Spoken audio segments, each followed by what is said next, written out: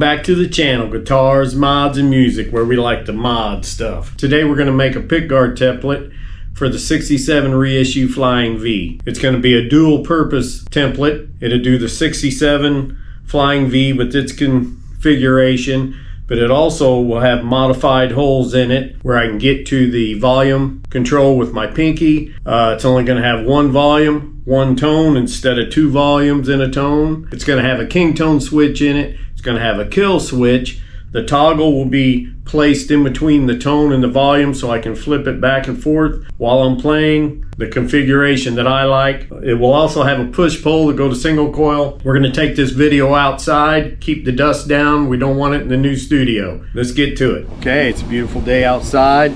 We're going to make a pickguard for the 1967 Reissue Flying V. First thing I did is I bought a replacement, real thin, flimsy, cheap replacement pickguard. I compared it to the Flying V, made sure it was all lined up good, and it was. And you're probably asking yourself, well, why are you going to make a template if you have that? Well, because when I do my routering, I like to have a 1/2 inch for my router to run right along the edge of it. Now this is 1/2 inch MDF.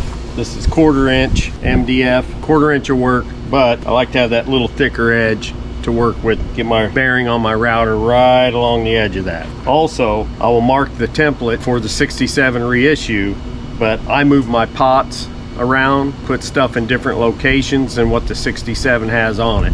So it will also be laid out and marked where I like everything at. First thing I like to do is, you can use double-sided tape. Sometimes I even use the screws that you screw the pickguard on with, but a lot of times I'll use Velcro. I stick one piece on where it's going to be out of the way of anything. I go ahead and stick the other piece on that, and I'm putting it on the back side of this pickguard. I'm putting it to where it's not going to be in the way of any holes or anything like that. Then I go ahead and just stick it down on the board. Make sure I've got plenty of room around it. Stick her down on there, just like that. Then before I do anything else, I go ahead and I trace around it. That way if it moves somewhere in the process, I know where I've got to go back to. Sharp pencil. Now this cheap pickguard doesn't have a bevel on it. That's good. We'll put a bevel on ours. Okay, she's all traced out. So I go ahead and I cut off all my excess to where I can get around my drill press. Now, if you used a hand drill, you wouldn't have had to do that. You could just go at it. So this is a 7/64 bit. 7/64.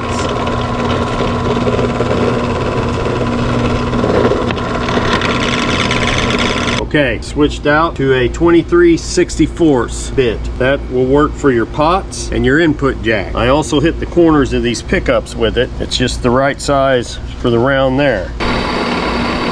Let it take its time. And again, you can do this with a hand drill. It doesn't have to be one of these drill presses. That's your tone pot, your volume pot, and your output jack. Now we're going to catch the corner of these pickups. Now for the toggle, I switch out to a 1/2 inch. Okay, so for the bridge holes, the 67 Reissue Flying V Gibson is kind of unusual. It has two holes for the bridge. For them, it's a 9/16.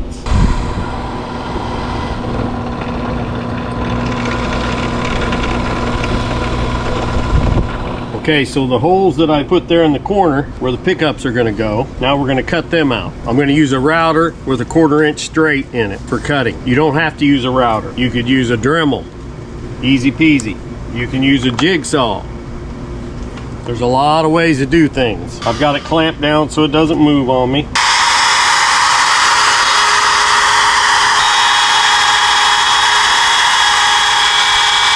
Run it right on the edge of the pickguard.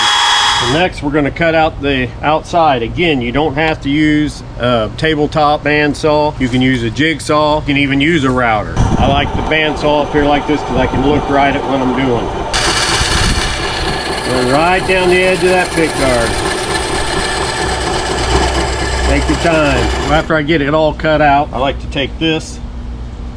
And by the way, this is all our stuff. It's not sponsored by anybody. I like to take this stuff, I mix it up kind of wet, and I just go around the edges anywhere the blade, you know, has little hash marks from the blade, and I just put it in there like that, let it dry, and I sand it back. That way, this is going to be my template for a lot of pick guards. So, you know, I want to get it nice and smooth. I put that in there from them hash marks, let it dry, and I'll sand it back. So we got all the edges puttied and smoothed out, have it marked for the 67 Reissue Flying V. Now we're going to make the holes for the way I like my tone knobs and volume knobs and toggle switch setup. So this will do a 67 Reissue Flying V, and we'll also do my style on a 67 Reissue Flying V. All right, so everything's labeled for the 67 Reissue. Now I'm drilling the holes for where I like my tone and volume toggle switch. It's also going to have a kill switch, and it's going to have a choke on it. So once I have the holes drilled for the modification for the where I like everything, I label it all, and then I hit it with some clear, just a small coat of clear. Keep everything there where you can see it next time. Don't take much, just a quick coat. It also keeps moisture from messing it up. It's a little on the sides.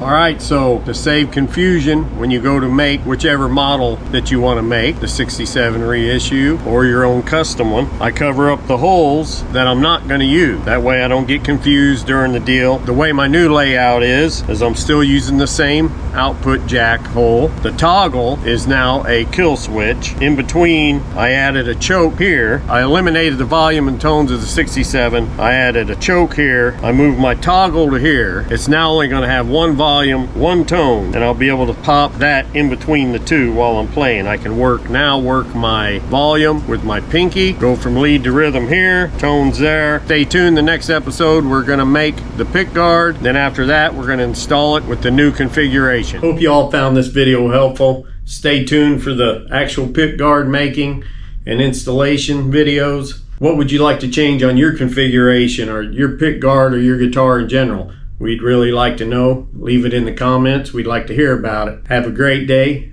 great week. I'm Paul Hopley, and remember, play your guitars, mod your guitars, and make them your own.